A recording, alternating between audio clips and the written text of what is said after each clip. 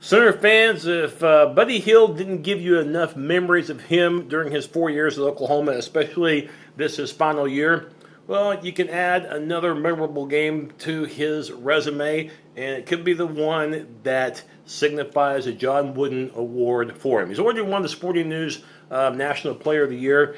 Could very well have a John Wooden Award to add to the trophy case. 39 points, and how significant was Buddy Hield's performance? He not only made most of the shots that he put up, not only did he make all of his free throws, 9 for 9 from the stripe, and you needed all of them as it turned out in the three-point win for the Sooners, but also, too, he had 9 rebounds. Another factor, he scored nearly half of Oklahoma's points. OU ended up with 79 for the game. Buddy Hield had 39. Second most that a player has ever had in a Big 12 tournament game. Only Mike Singletary of Texas Tech has had more. So for the Sooners, win number 25, and it's 2 out of 3 for the Sooners versus Iowa State, who, by the way, has won the Big 12 tournament each of the past 2 seasons. And I told you that Iowa State was going to bring a ton of fans from Ames to Kansas City. I mean, I've watched enough Big 12 tournament games. Matter of fact, watched enough of these games when it was the Big 8 tournament at Kemper Arena in Kansas City. Now, I know Kansas State, and Missouri, when they were in the league, brought a lot of fans, but Iowa State brought just as many, if not more, to this event. I mean, Iowa State's fan base treats this seriously. I know it's not a far trip from Ames to Kansas City, but still, at least 80% of that arena tonight, the Sprint Center in Kansas City, was pro-Cyclones, okay? And that doesn't mean that the other 20 was Oklahoma, okay? I mean, there's probably 5% Kansas, some leftover Jayhawk fans from the earlier session that came back to watch this game, and there were some OU fans there. The OU band was there too, but of course they were clearly outnumbered by Iowa State. So you could say it was a road game for the Sooners in so many ways, which is only going to make Oklahoma even more prepared for the NCAA tournament, regardless of what happens Friday against West Virginia. Yeah, you like to get that Big 12 tournament, trophy. You have to beat West Virginia and most likely Kansas on Saturday to do that. But the Iowa State win, I think, momentum-wise, really helps you, and it will really help you because you faced a top 25 team, a team that beat you the last time you faced them, and you did it in a pretty pro-Cyclone environment, as I mentioned earlier. If you missed the game, pretty nip and tuck for the first half, but the Sooners, to close the first half, played terrific defense, really holding Iowa State, and the Sooners were able to take a slim lead and build it up to 6 at halftime, 32-26. Second half, Sooners added to that lead, and then there was a big sequence in that second half in which the Cyclones were called for an offensive foul, a charge. Crowd went nuts, hated the call, and Iowa State's coach really hated it. In fact, he got a technical foul.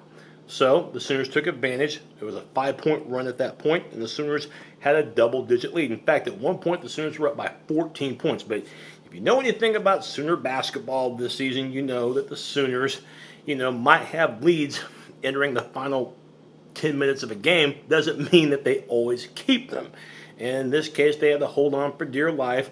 And just like Buddy Hield was impressive for the Sooners with 39 points, George Niang for Iowa State, he had one heck of a game too. He had 31, and he refused to let his team die. The Sooners didn't help their own cause, though. I mean, as well as Buddy Hield played, as instrumental as Isaiah Cousins was on the boards, and even though he struggled in the first half, we saw Ryan Spangler down the stretch, hit some free throws. We saw him get 12 rebounds. He got a double-double in the game.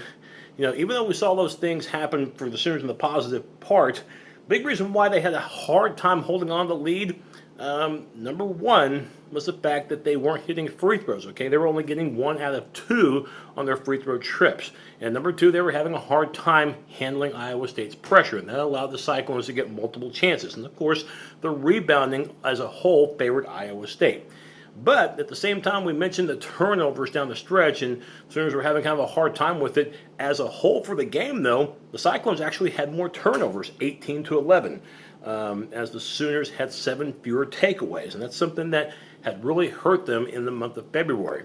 So they did a better job of controlling the ball on this night, even though down the stretch it was getting a little bit nerve-wracking, okay?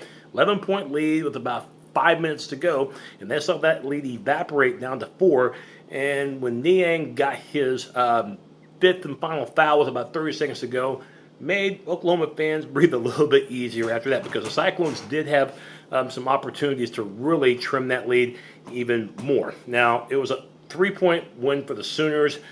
Maybe a little bit misleading because Iowa State did hit a long shot as time was running out, a meaningless 3, to make the score a little bit closer than the game was. But Iowa State, give them credit for not quitting. And, if you want my opinion on the Cyclones, how they're going to do in the NCAA tournament, probably won't go very far.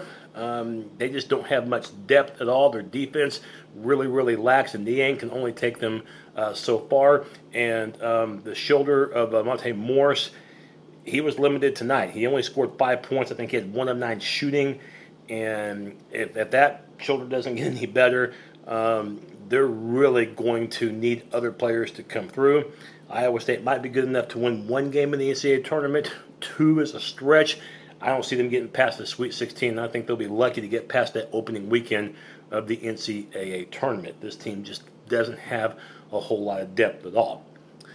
For the Sooners, though, they should get no worse than the number 2 seed no matter what happens against Press Virginia. And that's what West Virginia does, is press. And we'll see if the Sooners can make it the trifecta against the Mountaineers. See if they can make it 3 for 3 against West Virginia. It won't be easy, though, because of the way the Mountaineers play. That's going to be 1 game of the Big 12 semifinals on Friday from KC. The other one is Kansas, who demolished Kansas State, and Baylor, who took care of business against Texas in the early session. But for the Sooners, Buddy Hield, he gave us 1 memorable performance, 39 points. He was dynamic. He was amazing. And he was a big reason why the Sooners beat Iowa State. And we will have a new Big 12 tournament champion. We'll see if it's the Bears, the Jayhawks, Mountaineers, or hopefully the Sooners. But it'll be OU in West Virginia Friday night, 2nd game, after Kansas, of course, plays Baylor. Congrats, OU. Boomer Sooner.